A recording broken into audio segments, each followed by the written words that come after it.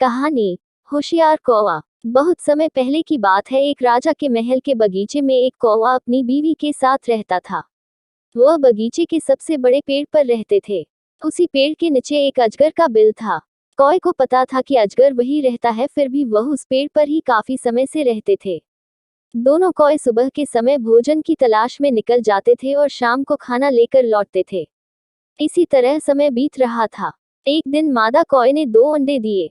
दोनों बहुत खुश थे। अगले दिन दोनों कौवे अंडों को घोंसले में छोड़कर सुबह खाना ढूंढने चले गए। शाम को वह खाना लेकर लौटे। आकर उन्हें देखा कि अंडे वहां पर नहीं थे। इससे दोनों कौवे बहुत दुखी हुए।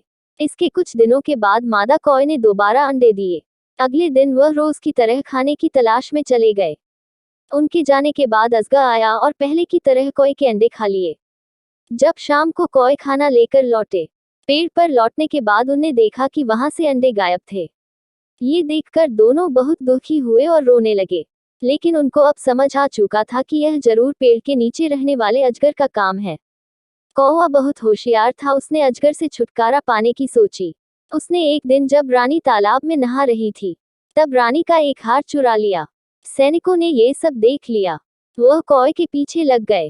कौवे ने वह हार ले जाकर अजगर के बिल में डाल दिया। जब सैनिक हार निकालने लगे तो उनको अजगर दिखाई दिया। सैनिकों ने अजगर को मार दिया और हार ले लिया। इस तरह कौवे ने अजगर से छुटकारा पा लिया और दोनों खुशी से रहने लगे। मित्रों, हम अपनी बुद्धिमानी से बड़ी मुसीबत से भी छुटकारा पा सकते हैं।